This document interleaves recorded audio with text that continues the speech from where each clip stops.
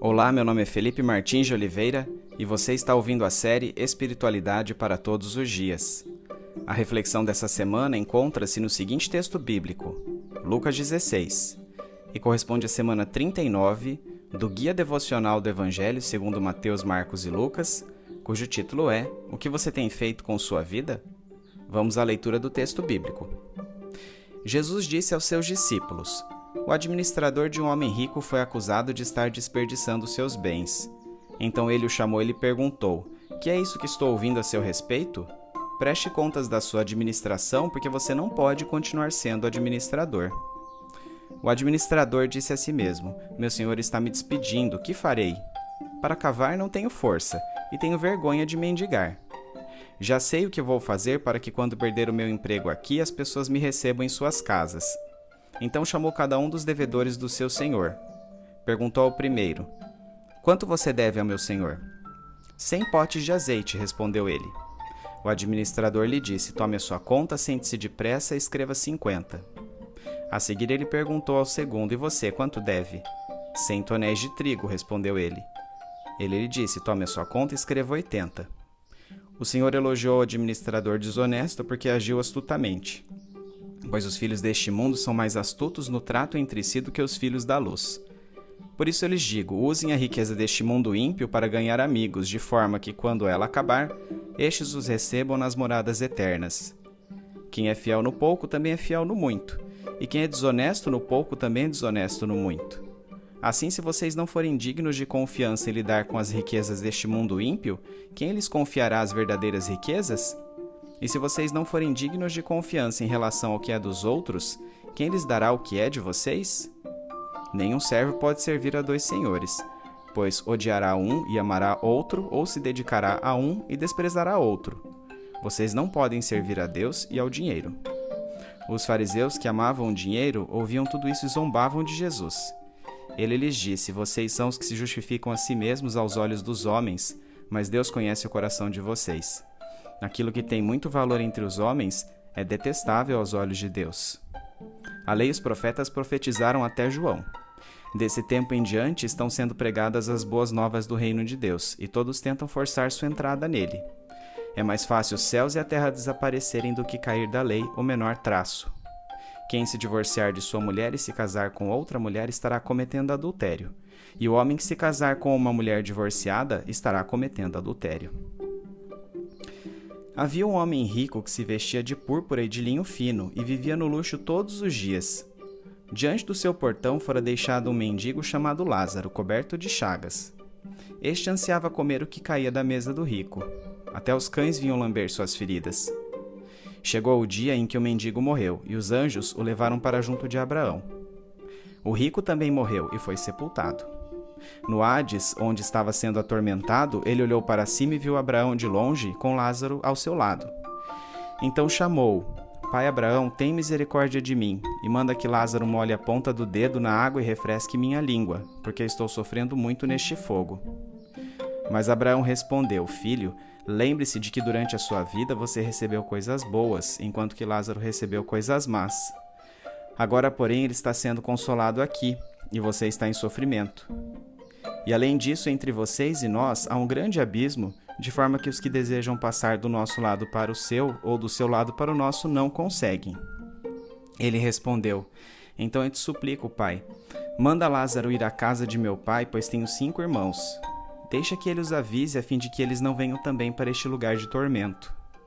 Abraão respondeu: eles têm Moisés e os profetas, que os ouçam. Não, pai Abraão, disse ele, mas se alguém dentre os mortos fosse até eles se arrependeriam. Abraão respondeu: se não ouvem a Moisés e aos profetas, tampouco se deixarão convencer, ainda que ressuscite alguém dentre os mortos.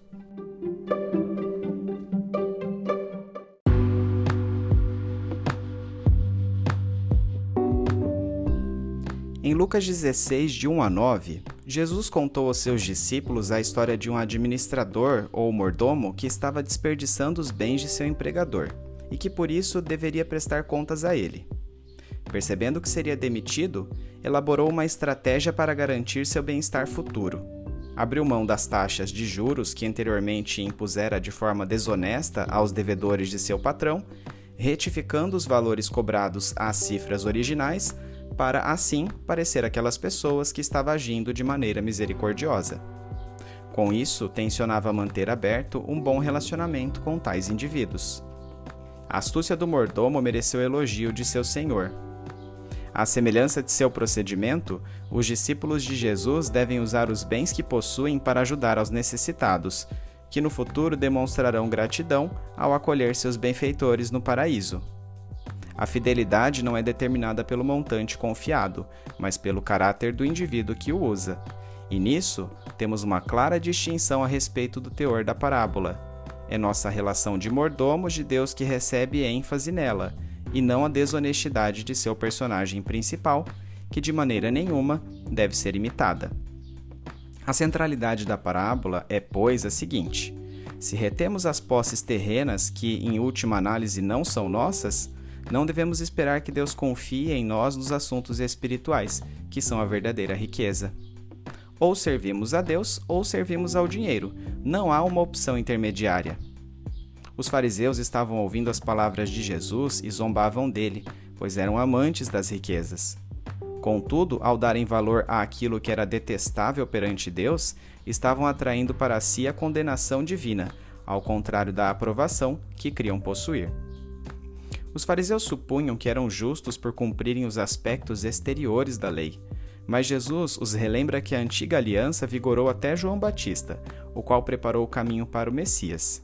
De fato, João foi a linha divisória entre o Antigo e o Novo Testamentos. Entretanto, mesmo que o Evangelho da Nova Aliança estivesse sendo pregado após o ministério de João Batista, aqueles religiosos continuavam forçando sua entrada no reino de Deus por seu próprio mérito. Jesus, que cumpriu cabalmente a lei, foi o único que garantiu a entrada neste reino. Somente ele tem mérito para isso. No entanto, apesar de ele ter anulado o sistema cerimonial da antiga aliança, seus princípios morais permanecem válidos. Adultério, por exemplo, continua sendo adultério, seja na antiga, seja na nova aliança. Mais do que isso, Jesus reconfigurou as ordenanças de sua nova lei, indo da ação à intenção. Assim, se a nova aliança não revoga a lei, mas a reconfigura, as questões concernentes à riqueza não somente continuariam em vigor, como também mereceriam ser tratadas do ponto de vista da intenção. O modo como usamos nossos bens terrenos reflete nossa fé, denotando se vivemos para este mundo ou para o reino de Deus.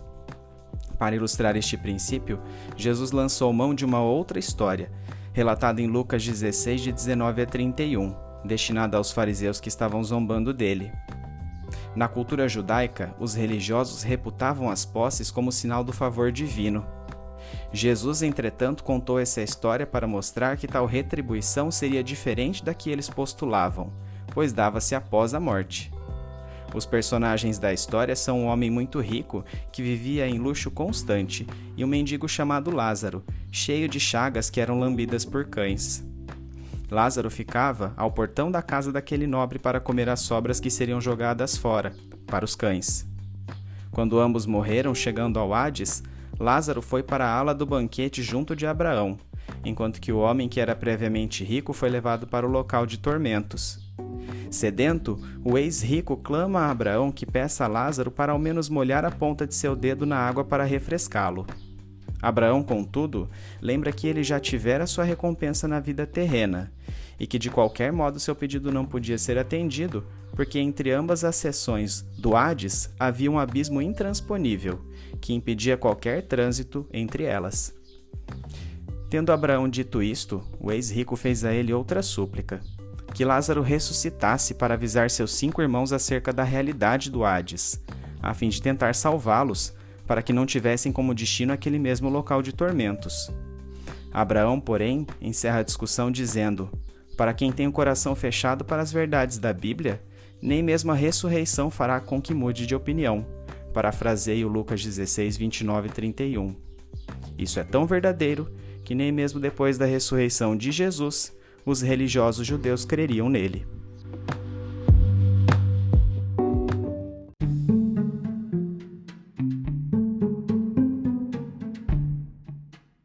Aplicação prática.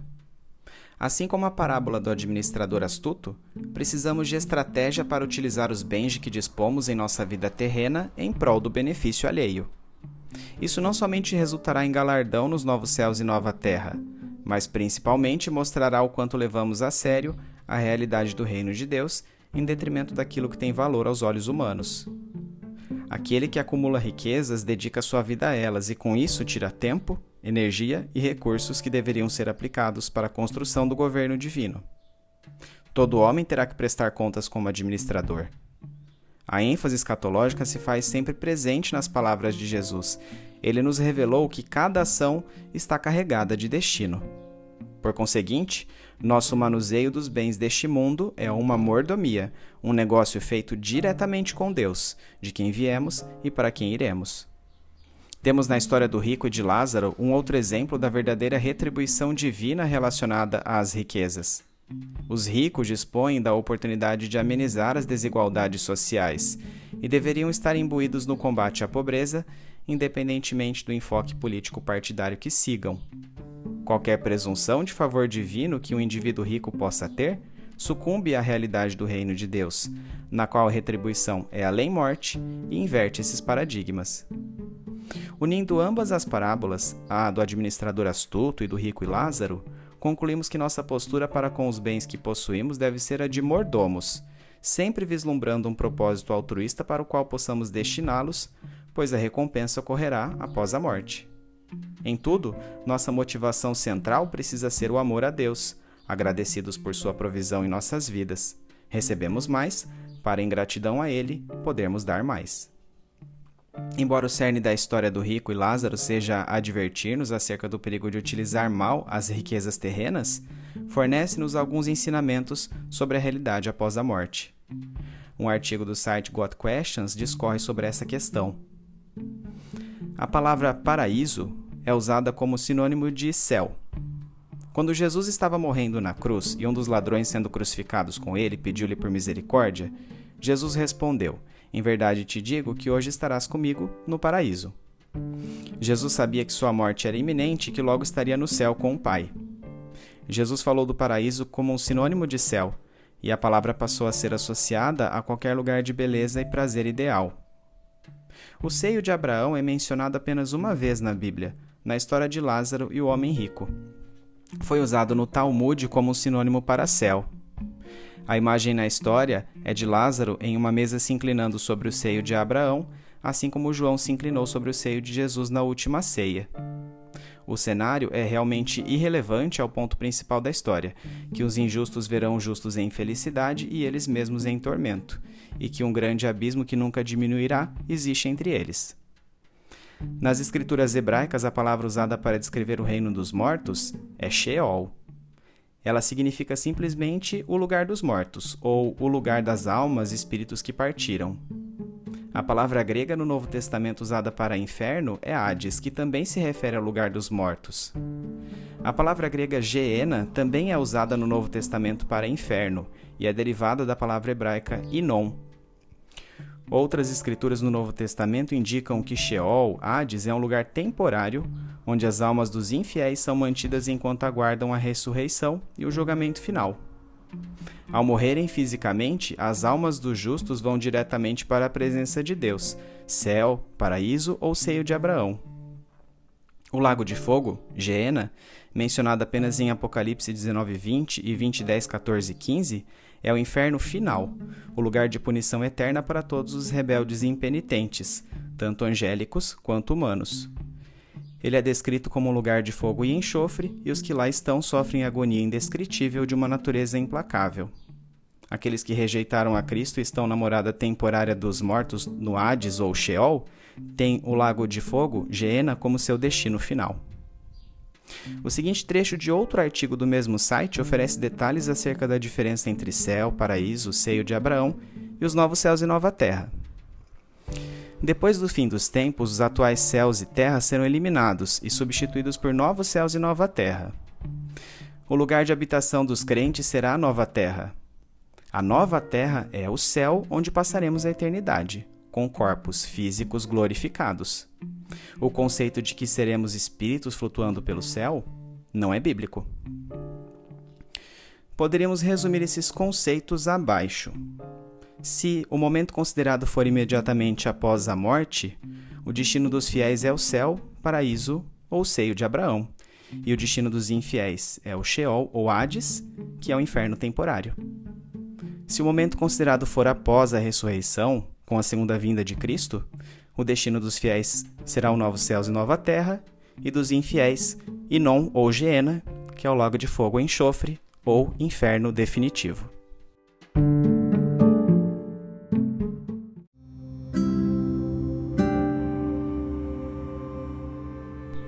Trazendo da mente para o coração.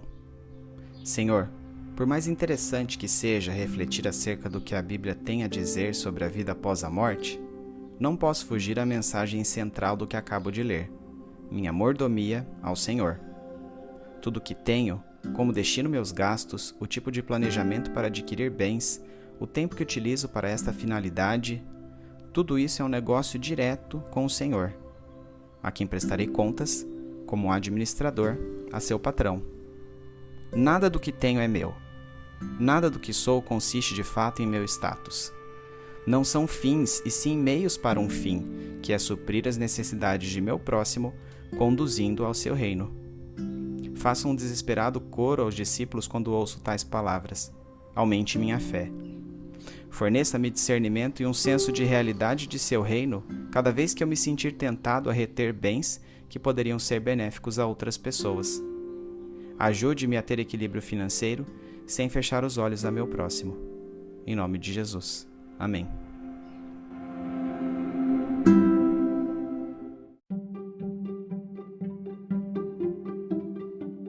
Medite mais sobre este texto ao longo da semana. Domingo, leia o texto de Lucas 16, bem como os comentários sobre ele. Segunda-feira, relembre a parábola do administrador astuto. Qual sua lição central? Terça-feira, ainda sobre a mesma parábola, que conclusões podemos tirar a respeito do conceito de mordomia? Para sua resposta, considere especialmente a frase de Buttrick citada pelo comentarista Champlin. Nosso manuseio dos bens deste mundo é uma mordomia, um negócio feito diretamente com Deus. Quarta-feira, relembre a parábola do rico e de Lázaro. Qual sua lição central? Que conclusão podemos extrair analisando esta parábola conjuntamente com a do administrador astuto?